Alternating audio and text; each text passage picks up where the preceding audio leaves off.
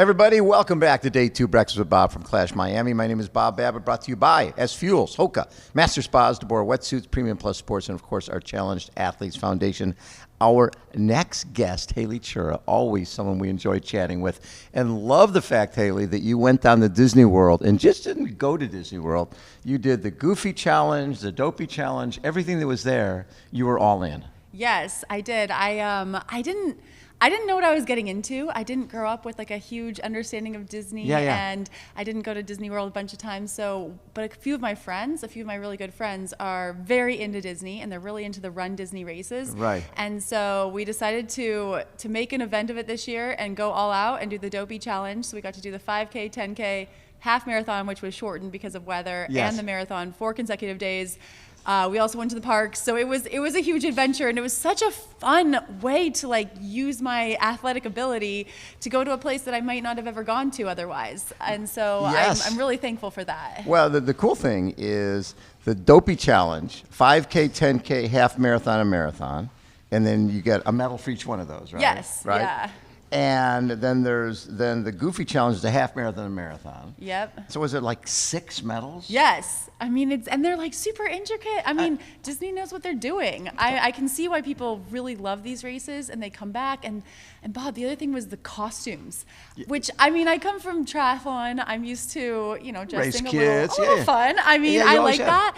But these were all out. And I was pretty proud. At first, I thought my costumes were a little ambitious.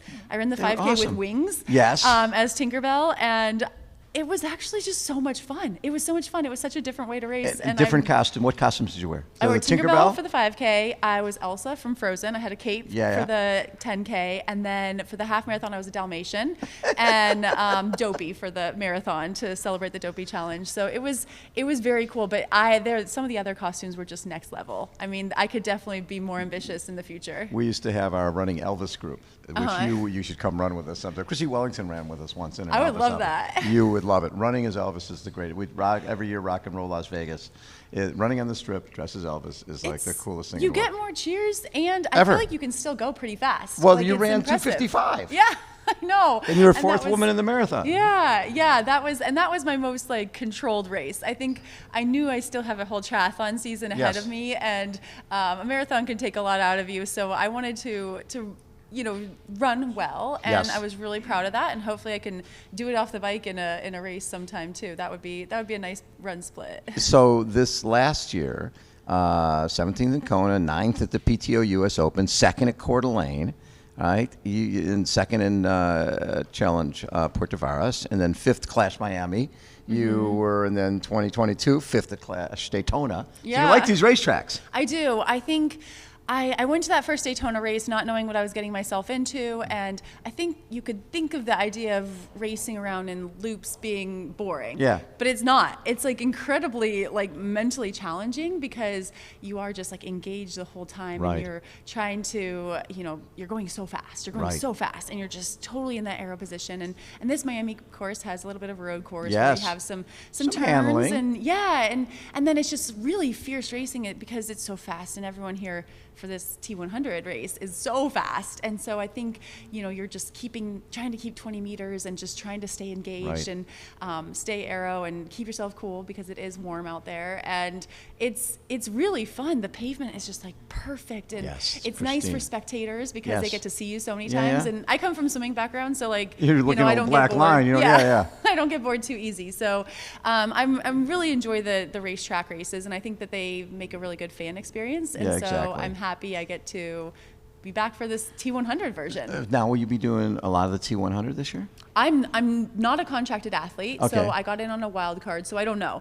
It kind of depends on availability, but I think I'm an athlete who can pivot pretty well, so sometimes when opportunities show up, I can hopefully take them, but they put on such a good race. The PTO is what they've done. When I got to experience Milwaukee last year, it was such a well done race. I think what they're doing for the sport is just It's phenomenal. Incredible. It's phenomenal. Yeah, and I'm so excited to be part of it in the beginning and get to see this, and I hope it just keeps getting bigger and bigger. And, you know, in 10 years we're chatting about, remember when it was getting started, because now it's massive and the sport has just blown up. And you know, I think that would be really fun to watch. As someone who's been in the sport for a while, your enthusiasm is still, you seem like you love it more than ever. Yeah, I do. I mean, I think because I've been in the sport so much, I've seen a little bit of the change, and I've seen the passion that other people have and what it could become. And I have so much admiration for the athletes, for everyone who's competing.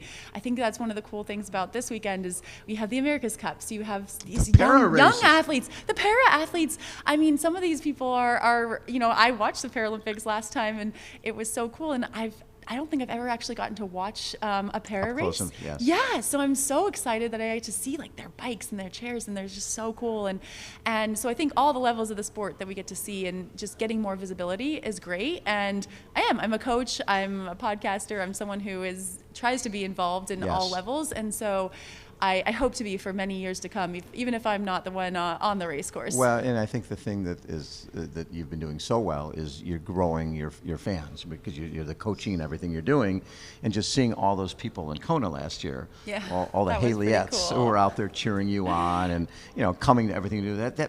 It's a very solo type of experience when you're out, you're sitting on a trainer and you're running and you're looking at the black line, and I'm guessing you love the fact that you've bringing some people along with you. Yeah, I mean, I think it does make me feel a little less selfish in some of my endeavors, and that maybe over the last 10, 15 years, I've learned a few things and I can pass that on to other people. And that was the coolest thing. I mean, in Kona, having people cheer me on who I knew was just, I mean, that was so cool. That all women's race was so cool. That's what keeps me coming back. I mean, these races are hard. They're hard for everyone. And it's the admiration I have for the other athletes who are out there. And then I do like what it brings out of myself. But yes, sometimes it can get really lonely, but it's nice when you get that like cheer, from anyone. And then you're like, okay, I'm not alone out here. I'm with a group of people who are like me, and that's pretty cool. Love it.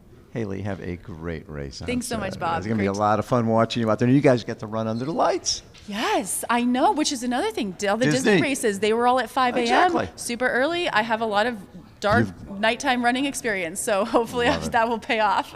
Haley Chura has been our guest, everybody, again. Clash Miami. My name is Bob Babbitt. Hold on, we will be right back.